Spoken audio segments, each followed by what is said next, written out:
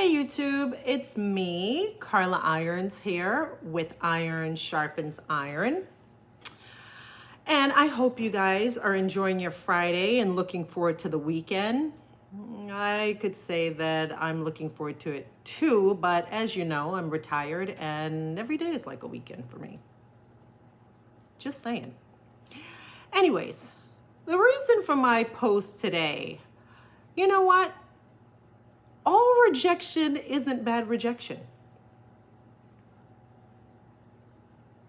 I know sometimes when you're being rejected at the time it stings, but then you realize that all things work for the good of those who love God.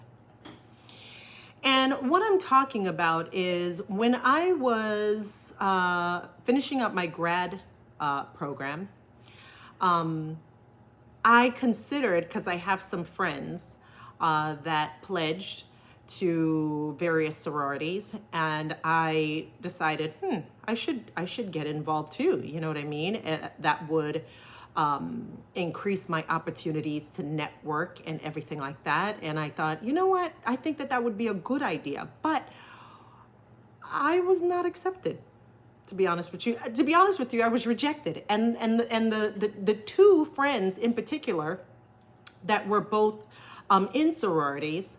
I spoke to both of them, and they were both very, very secretive about everything regarding the sororities, and I didn't understand why. And at first, I felt some sort of way. I was in my feelings. I felt some sort of way, and didn't understand why things weren't working out or why they weren't really accepting me the way I thought I should have been accepted, because they were pretty good friends of mine. That being said, I follow a ministry. It's called Covered by God, and the person who oversees that ministry is Tiffany Montgomery. And a couple of months ago, she was denouncing and talking about the sororities and everything, and how they worship the sororities instead of worshiping God. And I always thought that these sororities were based off of biblical principles, but the more I'm hearing about it, that's not necessarily the case.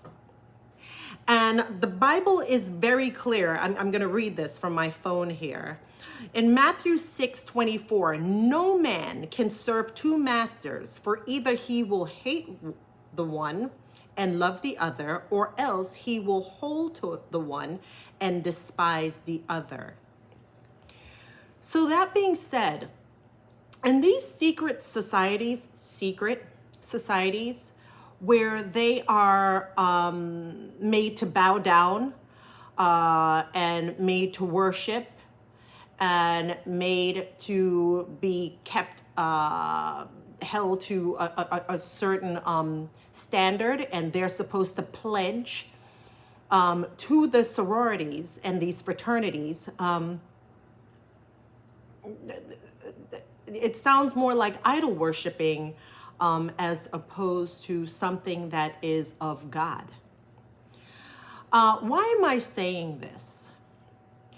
Parents, if you are sending your kids, especially if you're Christians, if you say that you're of the faith and you're a Christian, if you're in the world, it doesn't matter. But if you are a Christian and you're sending your kids to school, just know that they will be heavily influenced by people that are in these sororities and fraternities to become a part of the organization.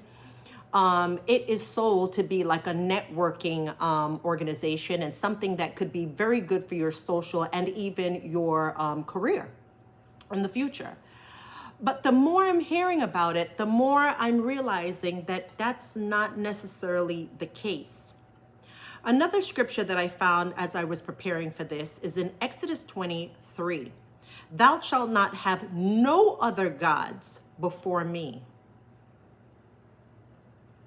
So if you are pledging to a sorority or a fraternity, and you are bowing down to these people, especially when you're crossing over, to get accepted into these things, and asked to do some not so ethical things to get accepted into this.